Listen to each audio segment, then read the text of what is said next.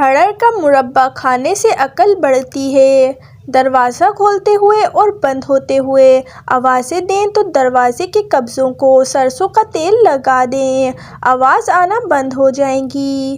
گوشت زیادہ کھانے سے بدن کا گوشت زیادہ بڑھتا ہے۔ سردی کے موسم میں تیل کی مالش کرنے سے گیس کی بیماری ختم ہو جاتی ہے۔ بلغم کا ایک ہی حل: ثابت ہلدی 20 گرام پنسار اسٹور سے لے کر سفوف بنا کر ہلکی آنچ پر بھون کر کیپسول میں ڈال لیں۔ کھانا کھانے کے 1 گھنٹے بعد ایک کیپسول صبح، ایک کیپسول شام کو نیم گرم پانی سے استعمال کریں، بلغم ختم ہو جائے گا انشاءاللہ۔ انجیر تازہ یا خشک کھانے سے گھنٹیا اور بواسیر ختم ہو جاتی ہے۔ دہی کے استعمال کرنے سے معدہ زیادہ طاقتور ہوتا ہے اور دل کو مضبوط کرتا ہے۔ کوئی بھی پودا لگانے سے پہلے اگر مٹی میں تھوڑا سا چونا ملا دیا جائے تو پودا بہت جلدی بڑا ہو جاتا ہے۔ سوتے وقت کمر کے نیچے گوبھی کے پھول کا پتا رکھ دیا جائے تو جسم کی چربی بہت جلدی پگھلتی ہے۔ جو لوگ مچھلی زیادہ کھاتے ہیں وہ دل کی بیماریوں میں مبتلا نہیں ہوتے۔ پپیتے کے بیج پیٹ کے کیڑوں کو ختم کرتے ہیں۔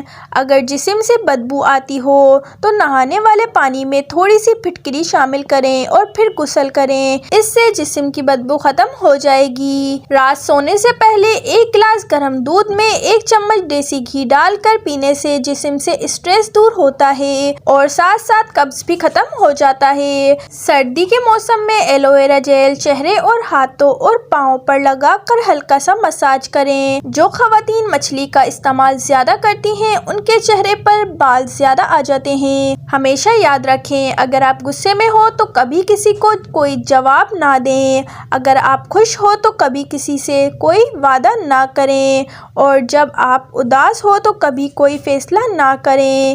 حیض کے درد کے لیے: جس کو درد حیض بہت زیادہ ہو، یہاں تک درد برداشت سے باہر ہو، برداشت نہ ہوتا ہو تو سورہ مریم 1 بار اول آخر درود شریف 11 بار پڑھیں اور بڑے سے جگ میں پانی پر دم کر لیں۔ سارا دن آپ نے دم کیا ہوا پانی پینا ہے، اس کے علاوہ دوسرا اور کوئی پانی نہیں پینا۔ 40 دن یہ عمل کرنا ہے، ہو سکے تو ساتھ میں درود شفا کی ایک تسبیح شامل کر لیں، پھر دیکھیں آپ کہاں اور درد کہاں جائے گا۔ جو عورتیں گھر میں کھڑے ہو کر کپڑے بدلتی ہیں اس گھر میں ہمیشہ رزق کی تنگی رہتی ہے۔ ماہرین کا کہنا ہے روزانہ صبح کے وقت 1 سیب کھانے سے فالج سے بچاؤ میں مدد ملتی ہے۔ کینسر والے افراد پھلوں میں صرف لال پھل استعمال کیا کریں۔